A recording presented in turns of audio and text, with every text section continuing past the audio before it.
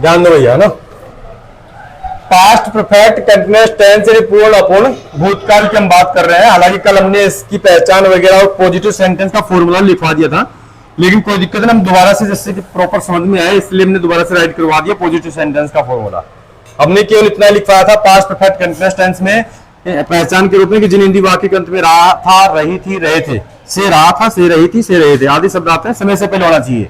जिन हिंदी वाक्य के अंत में समय से पहले से रहा था, से रही थी, से रहा है ना, रहा था, तो आदि शब्द आते हैं तो पास्ट परफेक्ट कंटिन्यूअस टेंस कहलाता है। इस टेंस के सेंटेंस में हेल्पिंग वर्ब सभी सब्जेक्ट्स के साथ में हैड बीन का प्रयोग किया जाता है। अंडरस्टैंड। उसके बाद में हमने आपको लिखा था कि इस टेंस के सेंटेंस में सिंस फॉर का भी प्रयोग किया जाता है। ठीक है, इतना हमने आपको समझा दिया था। पॉजिटिव सेंटेंस का फॉर्मूला लिखवा दिया था कि इसमें सब्जेक्ट पहले आएगा, उसके बाद में had plus been plus verb के first form plus ING plus object since for plus time, और सिंस और फॉर का भी प्रयोग किया जाता है। ये चीज भी हमने लिखवाई थी। सिंस का प्रयोग आपको पॉइंट ऑफ टाइम निश्चित समय के लिए किया जाएगा, जैसे since morning, since evening, since Monday, since year, since month, since hour, या सिंस 1997, सिंस 2001, इस प्रकार से। ठीक है। फॉर का प्रयोग पीरियड ऑफ टाइम यानी समय अवधि के लिए, जैसे कि for 2 hours, for 3 months, for 4 weeks, for 5 years. ठीक है, इस प्रकार से अगर वर्ड आते हैं हिंदी में, जैसे कि 2 महीनों के, 2 दिनों से, 5 महीनों से, 10 सालों से, इस प्रकार की स्थिति होती है, तो वहां पर आपको फॉर का प्रयोग करना होगा। अंडरस्टैंड। ठीक है, ध्यान दीजिएगा। पॉजिटिव सेंटेंस दोबारा से यहां पे लिख दिया हमने, subject plus had plus been plus verb की first form plus ING object plus since for plus time. अब इसी का फॉर्मूला हमने नीचे लिखा है, फॉर्मूले का ही एग्जांपल, कि हम 2 महीनों से अंग्रेजी पढ़ रहे थे। तो यहां पर सबसे पहले हमें क्या लिखना है, सब्जेक्ट। सब्जेक्ट क्या है, हम यानी वी। अब कोई भी सब्जेक्ट हो तो हैड बीन का प्रयोग करना है, तो यहाँ पे हैड और बीन, हैड बीन लिख दिया। वर्ब हमेशा लास्ट में मिलती है, पढ़ रहे थे तो पढ़ने की स्पेलिंग क्या होती है, रीड। उसके साथ में क्या जोड़ देना में, आईएनजी, तो रीडिंग हो गया। उसके बाद में ऑब्जेक्ट, ऑब्जेक्ट क्या हमारा इंग्लिश अभी कह रहा है कि 2 दिनों से, 2 महीनों से, तो 2 महीने से तो फॉर का प्रयोग करना है, 4 2 मंथ्स। ठीक है, समझ में आ गया। पॉजिटिव सेंटेंस को अच्छे से समझना। उसके बाद में नेगेटिव सेंटेंस में क्या करना है, हेल्पिंग वर्ब का क्या लगा देना में, नॉट। यहाँ पे हैड और बीन के बीच में नॉट लगा देना है। हिंदी का सेंटेंस हो गया कि हम 2 दिनों से अंग्रेजी नहीं पढ़ रहे थे, तो we had not been reading English for 2 months. उसके बाद में हम इंटरोगेटिव सेंटेंस की बात करते हैं, प्रश्नवाचक वाक्य की। तो फॉर्मूला लिखा है कि सबसे पहले हेल्पिंग वर्ब हैड का प्रयोग करना है, उसके बाद में हमारा सब्जेक्ट बीन प्लस वर्ब की first form plus ING plus object since for plus time. अब यहां पे देखते हैं हम कि क्या हम 2 महीनों से अंग्रेजी पढ़ रहे थे। हिंदी का सेंटेंस हो गया, इंटरोगेटिव सेंटेंस का सीखा। कितना टाइम हो गया बहन, कितना टाइम हो गया, हैं? सही कर रहे हो टाइम को? फिर इधर ध्यान दो बहन, इधर ध्यान दो, है ना। हाँ, यही मिली थी क्या वॉच, इनाम में मिली थी आपको कभी?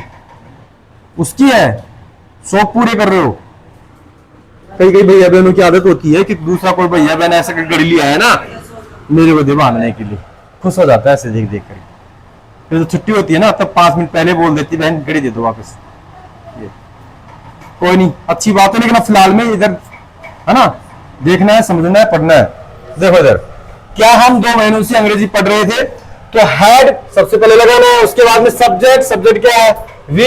उसके बाद में बीन, उसके बाद में वर्ब के first form plus ING reading, object हमारा क्या हो गया है, इंग्लिश। उसके बाद में 4 2 मंथ्स। फॉर का प्रयोग इसलिए किया है, सिंस का प्रयोग इसलिए नहीं किया क्योंकि यहाँ पे पीरियड ऑफ टाइम की बात हो रही है, समय अवधि की बात हो रही है, तो हम किसका प्रयोग करेंगे, फॉर का। और पॉइंट ऑफ टाइम की बात होती है तो सिंस का प्रयोग करते हैं। उसके बाद में हम 2 महीनों से अंग्रेजी क्यों पढ़ रहे थे, तो डब्ल्यूएच वर्ड का फॉर्मूला है, WH word had plus subject plus been plus verb की first form plus ING object since for plus time. Same formula है, केवल डब्ल्यूएच वर्ड ही सामने लगा है। यहां पर भी केवल डब्ल्यूएच वर्ड यानी क्यों की स्पेलिंग वाई लिख देना, उसके बाद में पूरा सेंटेंस यही में राइट कर देना है। अंडरस्टैंड। यानी why had we been reading English for 2 months. अब इसके बाद में interrogative sentence, interrogative negative sentence की हम बात करते हैं, प्रश्नवाचक नकारात्मक वाक्य की। तो had plus subject plus not, इस फॉर्मूले में और इसमें एक ही अंतर है कि यहाँ सब्जेक्ट के बाद में नोट नहीं लगाया, यहाँ पे नोट लगाया क्योंकि ये नेगेटिव है, बाकी कोई किसी प्रकार का डिफरेंट नहीं है। तो यहाँ पे हो गया है कि had we not, had we यहाँ पे नोट नहीं लगा, बाकी been reading English for 2 months. अब हमारा डब्ल्यूएच वर्ड का और बच गया है। किसका बच गया है? WH वर्ड का। अब WH वर्ड में क्या हो जाएगा कि हम 2 महीनों से अंग्रेजी क्यों नहीं पढ़ रहे हैं। तो इसकी इंग्लिश क्या बन जाएगी? Why had we not been reading English, रुक जाओ पड़ी, इंग्लिश फॉर 2 वेरी गुड। प्रश्न तक चिन्ह लगा देना। अंडरस्टैंड? तो ये समझ में आ गया। अब इसको राइट करने के बाद जो भैया बहन राइट कर लिया है उसके लिए मैं यहाँ पे एग्जांपल दे रहा हूं। वो एग्जांपल अभी आपको रफ कॉपी में कर रहा है, फेयर कॉपी में। एग्जांपल है कि रेखा सुबह से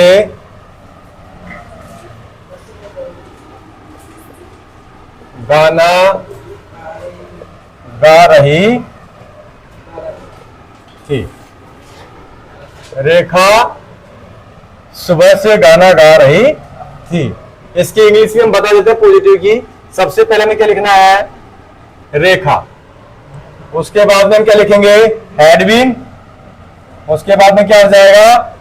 SING सिंगिंग सॉन्ग। उसके बाद में सिंस मॉर्निंग। ठीक है क्या? पॉजिटिव का हमने बना दिया। नेगेटिव इंट्रीगेटिव नेगेटिव WH वर्ड आपको बनाना होगा। अगर यहां समय नहीं मिलता है तो आपको घर से बना के लेके आना है। रफ कॉपी में, फेयर कॉपी में नहीं बना के लेके आओगे। ठीक है। आज हमारा past perfect interest tense complete हो गया। कल हम कौन सा टेंस स्टार्ट करेंगे? Future tense. और ये टोटल कौन सी क्लास? आज 12वीं। कल 13वीं क्लास से स्टार्ट हो जाएगी। ठीक है।